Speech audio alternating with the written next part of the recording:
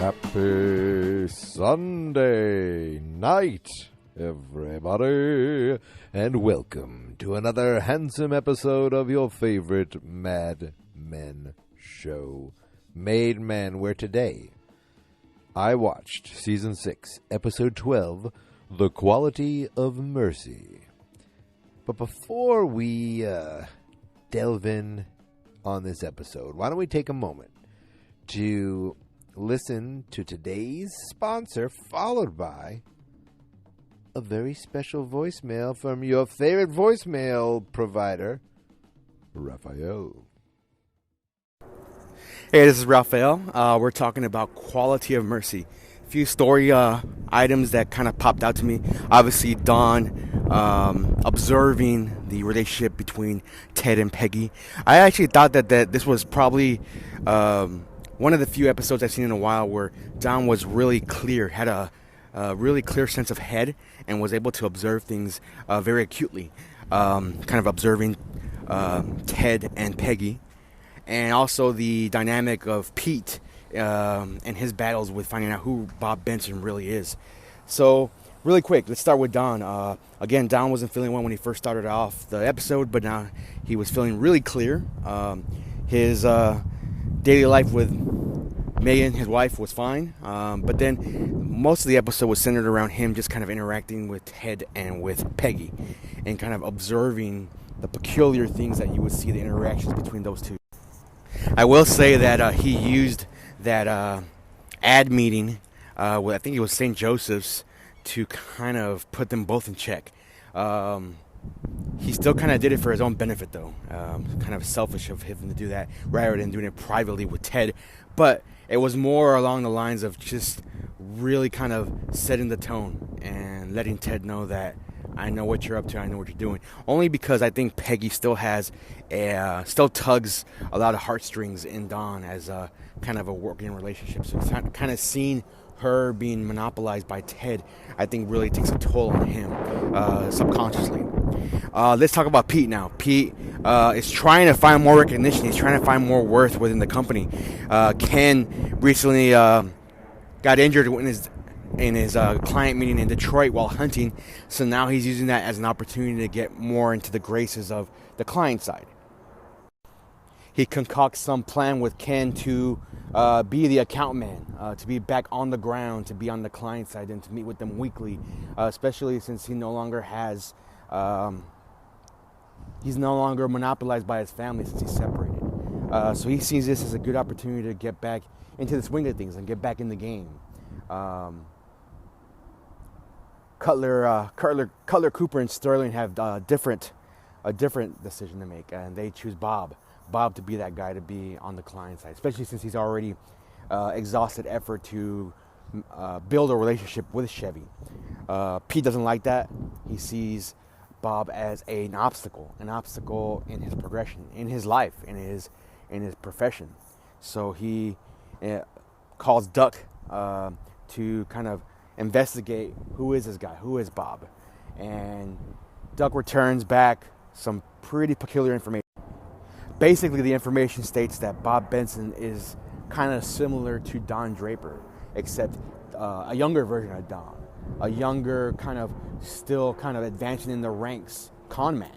And Pete says that, when Doug says, I've never seen this type of person before. And Pete says, I have before, referring to Don. So his kind of take is to kind of approach Bob and to make him known, to air out his faulty personality. But then at that moment he realizes that he's going to play the game right, because now he's at a level of position that can control Bob, because Bob is no longer he's not at the level just yet as Don was. As we remember, when Pete tried to out Don to Bert was like, I don't care, because I already know who Don is as a person. So now Pete has the opportunity to leverage this, and he's basically going to use Bob as an asset to him. And Bob now knows that Pete knows about him and will fall in line. So I think Pete's going to use that in the future for his own benefit. overall, I enjoyed the episode. It was a really good episode. I also want to say too, I really enjoyed the kind of the loop sounds in there. If you notice, if you hear it again, especially in the meetings as they get up from the seats, you can hear the leather making noises as they get up. You can hear the leather of Don's shoes as he's walking. I thought it was a really peculiar thing to add into the episode, but it adds color and it adds substance to that era of time, and especially in the workplace. Thanks a lot. Take care. Bye. Oh, what a great sponsor, and great points, Raphael, even though I haven't listened to your voicemail yet because I don't want it to cloud my opinions in any way. But I'm sure it was good because it always is. Now, you may hear a distinct deepness in my voice. It may sound smoother and more sultry than you're used to, and that's because last night I went to the New England Patriots playoff game. It was cold. It was rainy. My wife and I won tickets. So we had great seats, free parking, and the Patriots blew it and lost. So I'm just depressed. Didn't get home till 1:30 a.m. last night. And was very tired. So I had no... it was like I didn't do much today except walk my dog. So it's Sunday night. It's 7:30, and I said, you know what? It's time to watch Mad Men. I'm not going to let a week go by where I don't talk about an episode. And this was a fun, cool little episode. The Quality of Mercy. It opens up with Megan in the hotel room. We could stick with Megan's storyline, or we could just go through chronologically. And because I have my laptop right in front of me, why don't we go chronologically? Megan wakes up to see that Dawn's not in bed. She goes over to what I assume is Bobby's bedroom and sees Dawn sleeping on the bed there. And he's kind of curled up in this little, like a little kid. It's like Michael Scott sleeping on the hope chest while Jan takes the whole bed. He's just kind of like curled up there, but he is, you can see he's not feeling good or not looking good. Like he looks overtired, he looks sick. He looks sweaty, and she sees it. She's like, you need to, he got in late, and he's like, I don't want to bother you. She's like, you need to, slow down whatever it is you're doing. Take a day off. Because, he's sitting there, he's got orange juice in the morning, but what is he doing? He's pouring alcohol, pouring something into his liquor, into his orange juice, probably making it, no, screwdriver is specifically like champagne, right? So, he, whatever he's doing, he's needing it to get into the morning. And, to me, it all stems back to Sally. The last episode, Sally walking in on him. It's really thrown him for a loop, dare I say. I don't know why I would say dare I say. It's thrown him for a loop. And we will see some of the fallout of that throughout this episode. Now, we cut over to Ken, and... this is, I guess, is this the last time we see old Two-Eyed Ken? Oh, Two-Eyed Ken. He was one of my favorites. He's walking along with the Chevy guys, which you could see they're just dopey, rich dudes. And they're out hunting. And one of them turns, watching a duck, I think it's a duck, right, go by, turns right in the with Ken in the line of sight, and boom, shoots him. He goes, oh shit. You just see Ken lying there lifeless. Now, Netflix, they bother me because they, in a way, Netflix spoils people on shows. You know what I mean by that is, you want to watch a show, Mad Men, and I'm watching another show right now, Halt and Catch Fire, another great show. But the art you see, that first thing you see when you watch the show is like the cast photo, but it's the last season of the cast. So all of a sudden, people are there, people are different. On Halt and Catch Fire, there's these two like teenage girls that aren't even in the first like 3 seasons of the show.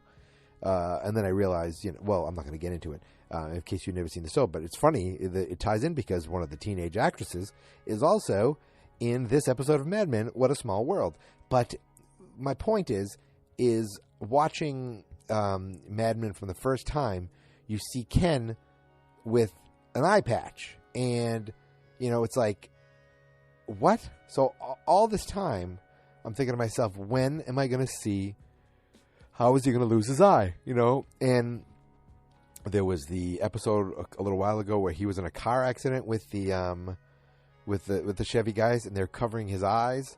And I thought, this is it. This is what gives him the car accident. But no, it doesn't. It just had him, on a crutch. This is it. And we could stick with Ken's story if we want. But no, so Ken gets shot. We jump back to Don. And Don is just kind of sitting at home. He just looks like me when I'm sick, where I just kind of sit there and you flip the channels and you don't want to watch anything, but you also can't stop watching. And I swear he's watching a Richard Nixon ad, a political ad. And I swear to God, I thought Robert De Niro was in it. Maybe he is. I don't know. But it definitely looked like young De Niro in this ad. I have no idea. But and then he flips by and sees Megan's soap opera, which, she's like, oh, you didn't pick up the phone. Or she did like a French accent. He just he looks for a second. He's like, huh, because he's not usually home, so he never sees this. He's like, huh. And then he flips right on to like the Patty Duke show, I think it was. He looked at her for a second and then just moved right on. We cut over to, he gets a phone call and it's Betty. Betty is with Sally, or talking about Sally, because she's like, oh, Betty, Sally's not going to go this weekend. And he's like, oh, if it makes you feel any better, I'm not going to be there. She's like, why would he care about that? Why would she care about that? So obviously they were doing something for the family. They didn't really go into that anymore, right? They're doing something, and Sally didn't want to go. And Don's like, well, I'm not going to be there. And she's like, why would she care about that? So that was Don saying, obviously, if Sally doesn't want to be there because of me, don't make that a big deal. But Betty was like, Betty didn't even know. She's like, what are you talking about? And then what's his name? Oh my God, I've completely lost track. Oh, she says, Sally's. Oh, I'm thinking about putting her in boarding school. And Don's right away. He's like, I'll pay for it. I'll pay for it all. That's his little guilt. He'll do whatever if she wants it, she'll do it, because that's where Henry Francis's daughter. I don't know if that's very good. I think I have to talk a little, but there's no Henry Francis in this episode. But his daughter went to the boarding school too, and so Sally is interested, or Betty's interested in Sally going to the boarding school. You know what? Why don't we stick with the boarding school storyline? Why not? There's really, not much else to talk about there. So, boarding school storyline. Sally gets dropped off at this place. She doesn't seem all that into it, but she gets there and she's going to be, kind of not supervised, but like shown the ropes by these two girls. And one of the girls is in the last season of *Halt and Catch Fire*. And she's in Supernatural. She's in a bunch of different stuff. I think she's on Little Big Lies right now, too. I looked it up because I was like, wait, that's the same girl, right? She's younger in this one. She's like a little kid. Well, a young teenager. But the big thing with them is that they, you think this is a stuffy boarding house, and they're all like, they're like hazing her, You're not allowed to talk. You got to get us what we want, blah, blah, blah.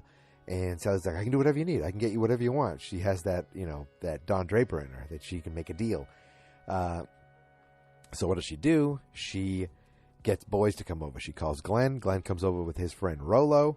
And Glenn is like, he's like cool dude now. He's got the sideburns. He's got the flak jacket, whatever you call that kind of jacket, that army jacket with all these pins on it, and he's still very much like, hello, I'm Glenn, nice to meet you. Like, something about him, he's not like the greatest actor, or maybe he is, maybe he's just, his stiff delivery is just like, he's like, hey, how are you? Okay, I'm gonna go, let's drink, let's smoke some pot. And Rolo's there, and basically one girl left because she didn't want to deal with the boys. Glenn went in with the blonde girl, and Rolo hung out with Sally. And he tried to get, kissy-kissy with Sally. She wasn't into it. She knocks on the door. Glenn comes out and beats the crap out of his friend because he's like, what are you doing? She's my sister. She's like a sister to me. And she's like, I'm really sorry. And he goes, oh, I don't mind. That's all right. I have to go. He's my ride. He goes, nice to see you. Say hi to your parents. That made me like Glenn more than anything ever. Like, when he asked for some of Betty's hair, creepy, right? But then later on, when he's in his football uniform, hanging out with Sally in the dirt roads, he was a little more likable. He calls her. They spent the day together. They went to they went to a museum. They went to a museum. You could see he was just like kind of likable, a little more likable. And with this, I was just like, damn, Glenn, big fan. And then the next day, Betty picks her up. They're driving home. And Betty lets her have a cigarette, and she tells her, that they would like to have you there. And Sally's like, oh, she tries to play it cool, but you can see she smiles because she liked it there. She liked meeting those girls, and Betty lets her have a cigarette, and she's like, I might as well have you do it now instead of behind my back. I'm sure your father lets you have had drinks. I'm sure your father's given you a drink, and she says, my father's never given me anything. Oh my God. You can see Betty was like, what?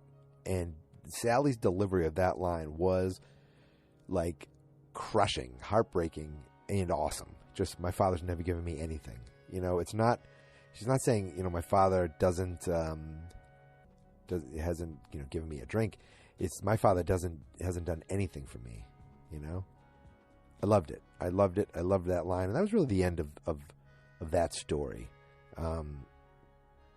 So why don't we jump back over to Don Draper, and or why don't we do the Ken storyline? Let's finish the Ken storyline. So he's back at work. His face is a little scarred up. He's got an eye patch. Peter's like, what the hell? He's kind of checking on him, and Ken is like, look, I am done with Chevy. I can't do this anymore. I have a kid coming on the way. They almost killed me twice. I can't do this. I hate these guys. They don't care. As long as they think things are good, I need to get out of this. And Pete is like, that is career suicide. You'd be left out of the building. Never mind, you'd be left out of advertising. And he's, he kind of, basically, it goes from that to Pete realizing that he has an opportunity. And Pete's like, you know what? I will support you. I will allow, if you want to do this, we can help you transition. I can take over, and you can back me. I can back you. Blah blah blah. Basically, what was actually happening was Pete saw an opportunity, and he took it. And you know what? Ken doesn't care. Ken wants someone to take this opportunity because he does not want this anymore. So they meet with some of the partners. They meet with, I never remember his name, Harry Hamlin, I'll call him. And I love Harry Hamlin in this. He's very matter of fact, like emotionless. He's almost like a Vulcan. It's him and Dawn and Bert, and they go in, and Ken is complaining about them, about Chevy, and how he doesn't want them to be on them anymore. And he's like, I know I want to do this. This is what I want to do. I want Pete to take over. And Pete, Pete goes in the office to tell them, and because quote unquote Pete was supposed to almost not know.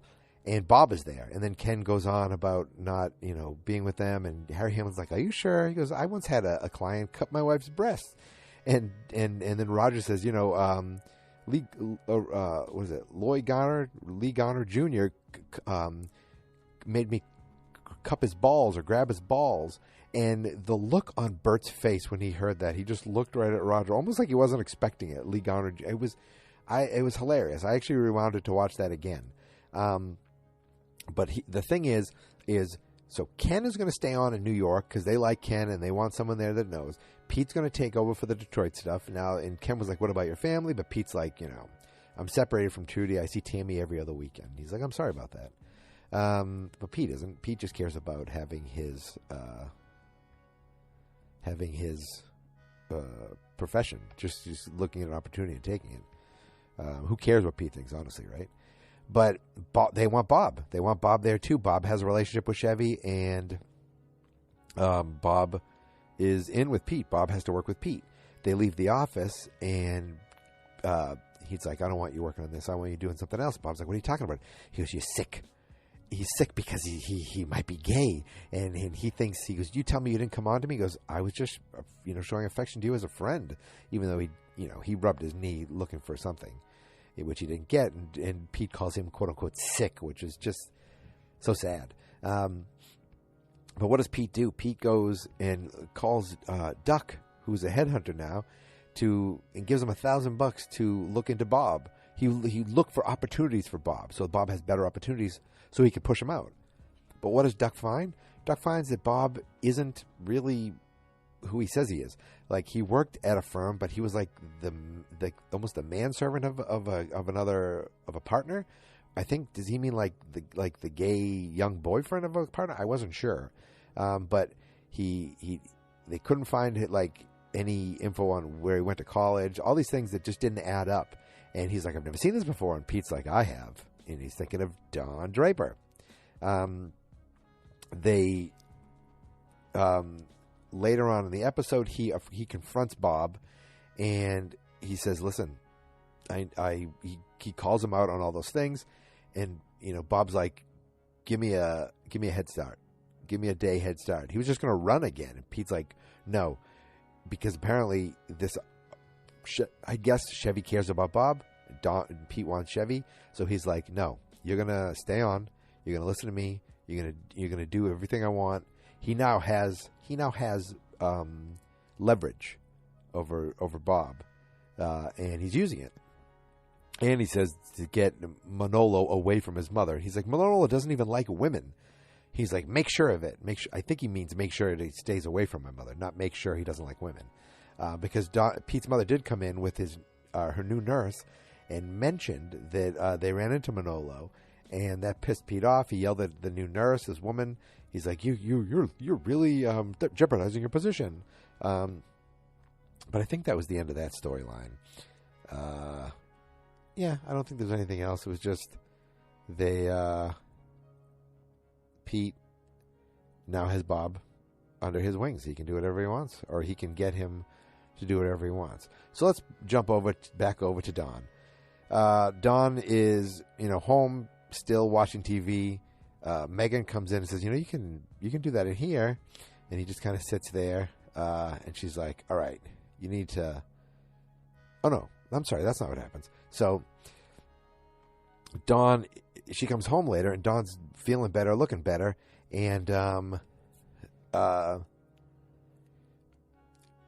she's like, you look better. You feel better. And then gets a call from Harry that Sunkist is now very interested in commercials, in doing television. And that changes everything. But Dawn's like, nope, I can't do that because we have Ocean Spray already. Tell them to shut it down. So Megan's pissed off that he was even working.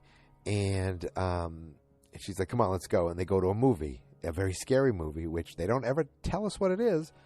Right? Do they ever say the title? But we just figure it out for ourselves. It's Rosemary's Baby. Now, earlier in the episode, we do see Ted and Peggy and what's his name? I can't think of his name. Ted and Peggy are working on a campaign, working on all the cranberry juice stuff. So they're drinking Ocean Spray, cran this, cran apple, cran prune. They're giggling and laughing, and Ted is laughing at everything that Peggy says. And Michael with the mustache. Why don't I remember his last name? I can't believe I can't remember his last name. But he's like, I gotta take a leak. And he just did that to see if they would listen to anything that Peggy isn't saying. They all can see that Ted and Peggy are like silly, giddy, flirty with each other. So later on, when Don is, homesick, but he's at the movies with Megan, he gets up and surprised that who's at the movies? But Peggy and Ted. And they looked a little shocked to see him, but they're like, Peggy's like, oh, we're doing research for the new campaign we're working on, Saint something or other. It's like a cream or something. We're doing a commercial, we're doing research. And she said there was a Japanese man in it. And I don't remember. So I said there isn't. He goes, oh, so you've seen the movie already? He goes, yeah, but obviously I don't remember it better. Don could see right away there's something going on here. He could see it. It was, like, obvious to him. Peggy's like, well, I have to go. I have a date, real trying to cover up for it. But he's like, do you want to go out to dinner with us? He's like, no, I have to go. And Don calls, says it to Megan, like, can you see what they're doing there? She's like, oh, who cares? Why do you care so much? He's like, oh, I don't know why he cares so much. Maybe because of what he did or something. But he's like, do you see what they're doing there? I think it probably because he's worried about the firm, maybe.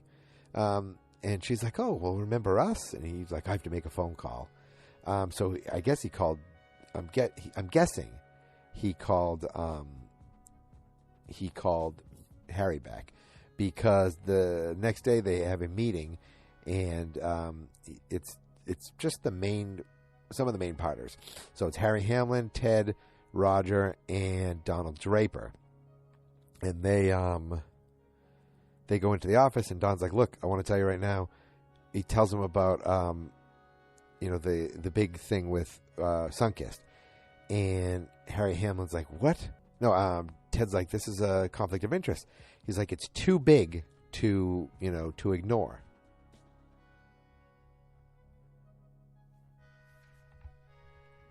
Okay, so I had to turn off my recorder for a second. So if I'm completely off right now, you're like, what the hell just happened? Blame my memory, because where I think we left off was that Don was freaked out about he was very confused about Peggy, and nope, I remember now. So they go into the meeting to talk about Ocean Spray over Sunkist, and Don and Rogers like talks about this being $8 million, and Harry Hamlin even had to be like, look, we side with Ocean Spray, and it looks like, no, you know what it was? Ocean Spray doesn't care. Just keep working on Ocean Spray, and we're still going to get Sunkist. Sunkist didn't care, and they have to let Ocean Spray know, I guess. Maybe they're letting Ocean Spray down. I forget. And I just watched this 10 minutes ago. But either way, they're getting Sunkist, because Sunkist, guess what, is going to be a lot more money. And Ted was like, maybe we should get Peggy on this. And he's like, yeah, okay. Peggy's, again, pushing Peggy, which is fine because Peggy's the best. But you could see that Don could see what the heck was going on between them, between Peggy and Ted. And it wasn't like overtly inappropriate. It was just like Ted was playing favorites. So Don walks by and sees Peggy and Ted in the conference room with Joan, laughing, laughing at all these headshots. Don's like, oh, what's going on? This is the best photo these people are ever going to take. And they're laughing because they have the idea for a spot for, I think it's called St. Johnson's. Again, I'm not sure. But I think it's a cream for babies. And the big spot is the Rosemary's Baby. I take on that. So it's the point of view of the baby. They have Don sit down to act it out. And Don's like going wham wham, and Peggy is like, Peggy's playing a character, Ted's playing a character, and they're all like, you need this and you need that and blah, blah, blah.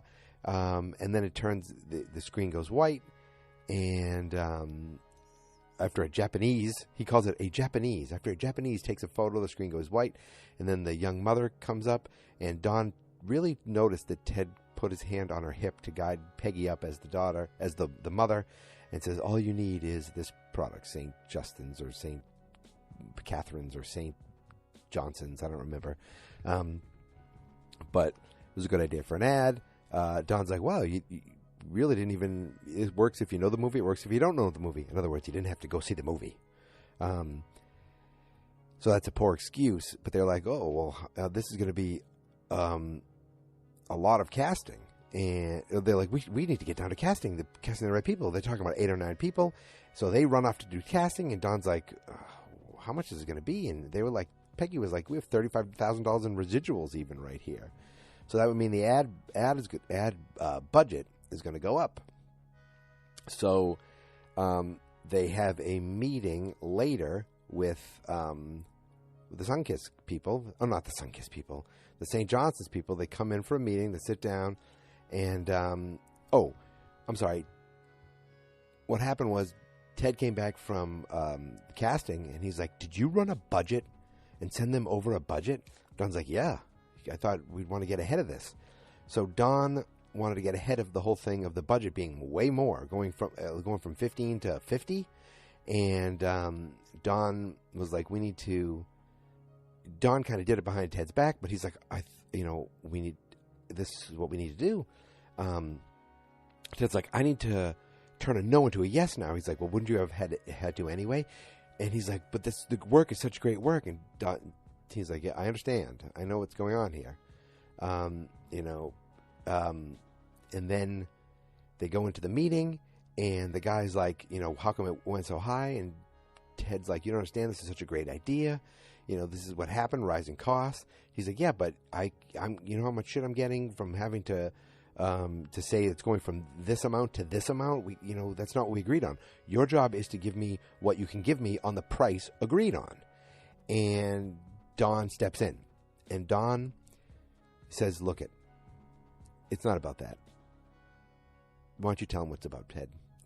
Ted, the color drained from Ted's face. It drained from Peggy's face.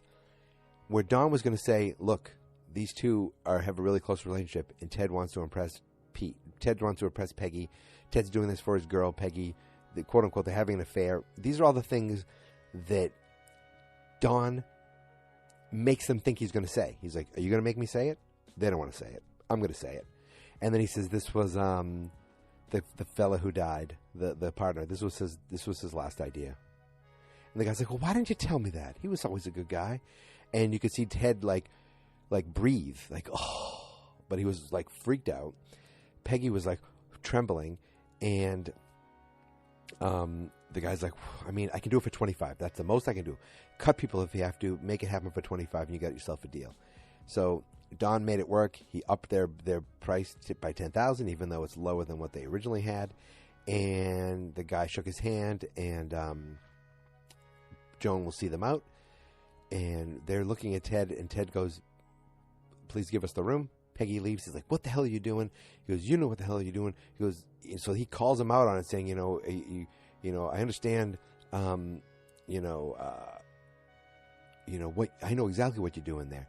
You're trying to impress her because you got pretty eyes. We've all been there. Well, not with Peggy, but we've all been there. And Ted was like, well, I don't know what you're talking about, but you can see he did. I thought we were going to see Peggy in the other room listening in with the little speaker, but then Peggy goes into Don's office later to yell at him, like, what the hell was that? He goes, I saved you guys. He's, what do you mean you saved me or whatever? He's like, I saved the account. He goes, that was uncalled for. You didn't have to do that. You don't know what you're talking about. He goes, oh, don't I? And he's like, I did what's right for the firm. And she's like, you're a monster. And she leaves and slams the door. And then he just kind of curls up on his couch in the exact same position that he was sitting in Bobby's bed when he was sick at the beginning of the episode. It's like full circle. I don't know what it's called. It's a callback or something. But yeah, that's it, my friends. That covers the episode, The Quality of Mercy. The Quality of Mercy. Like, I typed that in, and that's either a saying or a book or something, because there were other episodes with that title, so it's something. And what is the quality of mercy? I mean, I'm trying to think where that fits. Maybe Don's looking for mercy from Sally, and he's trying to make things right. Don showed mercy by not really calling out Peggy and Ted, even though he sees it. I'm not sure where it plays, this episode. Pete showed Bob mercy, but he only did it for his own personal gains. So there you go. That's a good thing right there. So where do we land with this? Don is panicked still about Sally, but he wouldn't mind her going to a boarding school. Maybe just to kind of get her out of the picture so she doesn't ever actually say anything to Megan. But he did say to Betty at one point, please tell her that that we miss her. So it's been a little while and Sally hasn't gone to visit. She did like her boarding school, And maybe we'll meet those people again. And Glenn was there, and Glenn stepped up. He'll do anything for Sally. And you could see the little smile on Sally's face. She liked that Glenn was doing that. She felt protected by Glenn. Glenn sees her as a sister, but you never know with this. You never know with these two. Megan, she was barely in this episode. She was there to look for Dawn. They show her acting. Not much happened in this episode. Betty, same thing. She was just kind of there to facilitate Sally getting to the boarding school. Ken, he's done with Chevy. Loses an eye, or he has to wear an eye patch. I don't know if he's lost it. And Roger just completely calls him Cyclops, just calls him a pirate. This is a complete jerk to him, which was hilarious.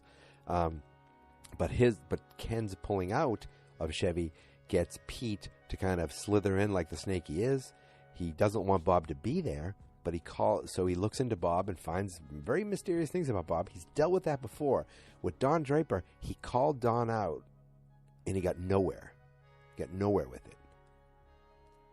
This time, he's keeping Bob's secret to himself, and he's going to use it. He's going to use it for his own personal gain, because he's a snake. Bob, you could see, at one point they show Bob yelling in Spanish about that jerk, Pete. He's talking to Manolo, who apparently still runs into Pete's mother, even though Pete forbids it. But Manolo does not like women. That's what Bob said. And Bob still covering up what he did for what he with his knee for Pete. But I'm thinking now. They said that Bob was in a position at another place where he kind of followed a partner around. I don't know if it was like the boyfriend or the boy toy or something like that. Did he think this is how I'm going to kind of weasel my way in here too, to do favors for Pete? Maybe he wasn't showing affection or love. Maybe he was doing something for personal gain himself. I don't know, or taking a attempt. But that's a really risky thing to do. So I might be overthinking that. Ted and Peggy. There's definitely some uncomfortableness, flirting. Everyone sees it. Even their secretary sees it. And Don told Ted that. Everyone's seeing this. You need to. So the other day, later on, Peggy goes to Ted's office. He left early. He left once she found out he was looking for him, he left. So he probably is feeling immense guilt, and he's trying to avoid Peggy at this point. And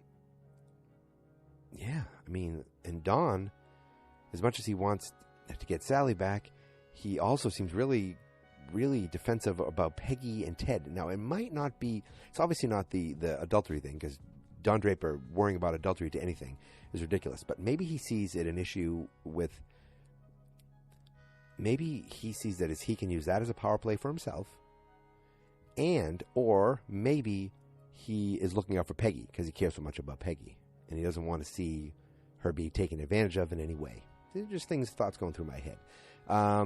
When they were meeting, talking about Sunkist, Don did say, "I apologize. I think I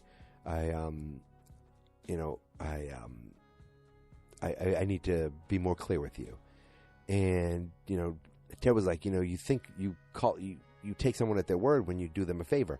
That was him thinking that Don would back off on Sunkist and give the motion spray because he helped with Doctor and Dr. Wife's kid, getting him in the Air National Guard. Or was it the Air National Guard, yeah. I think I've covered everything. Bert was in this episode for no real reason, just to say crocodile tears to Pete. So Ken's off Chevy, Pete's on Chevy with Bob. He's using Bob's secret as himself, for his own gain.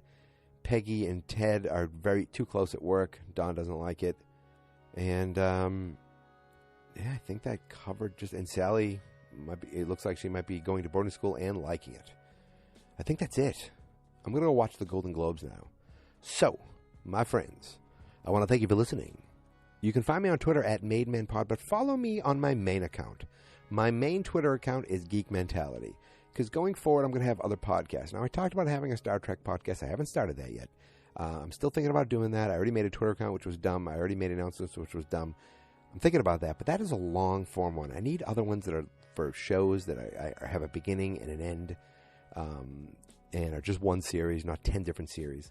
So there will be other ones, because after next week, we're going to be starting the last season of Mad Men, which means the last season of Made Man.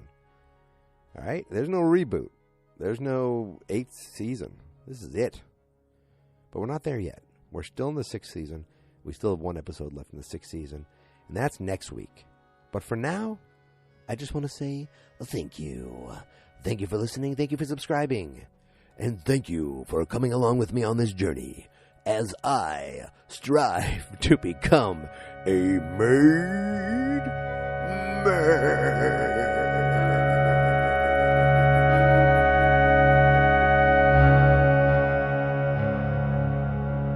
Happy New Year.